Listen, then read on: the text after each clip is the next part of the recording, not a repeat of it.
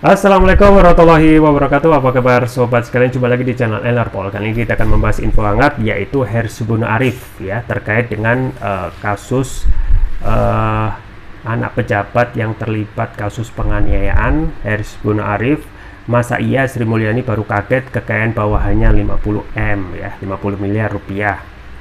Dan apakah menjadi hal yang biasa gitu ya, yang sengaja dalam tanda kutip ditutup-tutupi. Ini sesuai lansir oleh konten Jatim. Langsung saja kita baca dan kita ulas. Jakarta, Mario Dendi Satrio 20 tahun, anak pegawai pajak bernama Rafael Aluntri Sambodo, yang diduga menjadi tersangka penyerangan terhadap Kristalino David Ozora 17, saat ini menjadi sorotan publik. Wartawan senior Hersubunur Arif merasa heran melihat respon yang muncul dari kasus ini. Dia tidak percaya bahwa Menteri Keuangan Sri Mulyani baru mengetahui bahwa ada bawahannya yang memiliki harta kurang lebih 50 miliar rupiah. Jadi selama ini laporan kekayaannya diapain aja kan gitu. Ini aneh juga. Jadi jangan terlalu percaya dengan laporan harta kekayaan para pejabat, itu banyak yang disembunyikan, ungkap Arif dalam kanal YouTube Forum News Network. Arif juga mempertanyakan bahwa jika harta yang dicantumkan dalam laporan itu saja sudah besar, berapa banyak lagi harta yang tidak dicantumkan dalam laporan kekayaan itu. Arif juga merasa prihatin mengenai kasus kekerasan yang melibatkan anak-anak dan remaja beranjak dewasa seperti ini, serta penyebabnya yang sepele, yakni masalah wanita. Jujur saya kalau umur segitu dulu belum tahu apa-apa, ungkap Arif ya. Ya sobat sekalian, itu ya terkait kasus anak pejabat yang terlibat kasus penganiayaan, dan ini membuka tabir banyak hal terkait juga bobrok atau boroknya tentang pejabat pajak terkait pelaporan LHKPN yang tidak benar ya dan tidak jujur. Dan konon ya, jumlah yang tidak melaporkan LHKPN itu juga bukan segelintir tapi belasan ribu. Itu yang dilaporkan ya, itu yang ketahuan. Kalau nggak ketahuan kemungkinan ya lebih besar lagi. Ibarat gunung es ya, yang terlihat itu cuma sebagian, yang di bawah gunung es itu lebih besar lagi. Dan ini miris ya. Pertama tentang kasus penganiayaan ya antara anak-anak usia 20 ya. Sebenarnya bukan di usia anak-anak karena ini sudah dewasa 20 dan juga 17. Yang mengungkap adalah bagaimana tentang gaya hidup anak pejabat pajak gitu ya.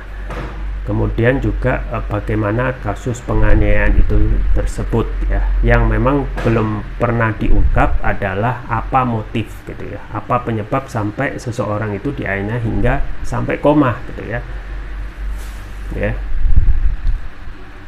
Nah memang konon apa yang dilakukan oleh korban ya juga tidak benar juga gitu ya, sesuai yang diberitakan gitu ya. Dan ini tidak diangkat, justru yang menjadi hal yang menarik untuk diungkap ataupun diulas justru tentang kekayaan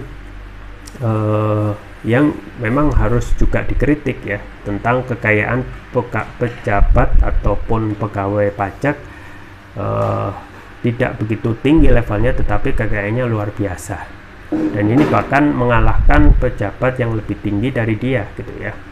Dan ini menjadi hal yang biasa gitu ya, karena memang kebiasaan-kebiasaan KKN kita yang tumbuh subur yang memang tidak bisa dihindari, dan itu menghinggapi hampir ya di banyak ya institusi gitu ya.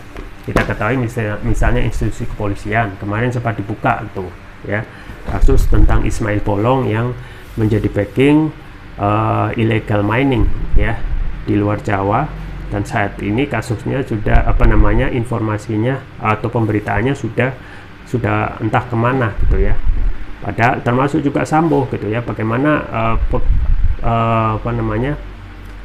pejabat kepolisian bintang 2 yang gajinya ya kurang lebih tidak begitu besar ya, take home pay itu 30 juta, tetapi hartanya sudah melebihi dari gaji take home pay ya, dia sudah memiliki kendaraan mewah ya, 3 Lexus ya, rumah di Bangka ya, di Magelang, dan konon ya rekeningnya ya, sesuai pemberitaan ya, cuma pemberitaan itu sampai 900 triliun ya, kurang 1 triliun gitu ya, kurang lebih ya, itu boleh bisa dicek. Dan ini gejala yang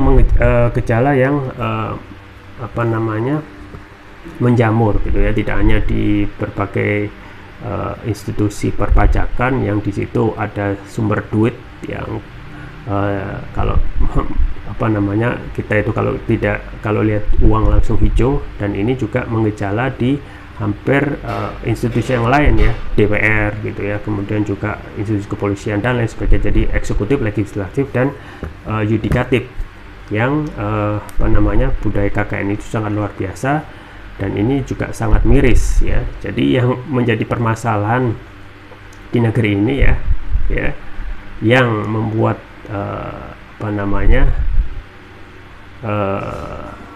permasalahan moral dan juga ekonomi nyungsep ya, salah satunya ini ya, budaya KKN ya, bukan radikal gitu ya, yang terus-menerus dinaikkan untuk dalam tanda kutip menutupi persoalan serius, yaitu tentang korupsi, kolusi, dan nepotisme. Ya, kita tunggu saja ke depan tentang kasus ini, dan seperti biasa pasti akan ada ya whistleblowing yang akan membuka borok-borok tentang hal-hal yang tidak benar seputar ya apa pejabat dan juga terkait ya kebijakan pajak. Itu saja yang bisa saya sampaikan, semoga bermanfaat. Jangan lupa like, share, dan subscribe. Sampai jumpa lagi. Wassalamualaikum warahmatullahi wabarakatuh.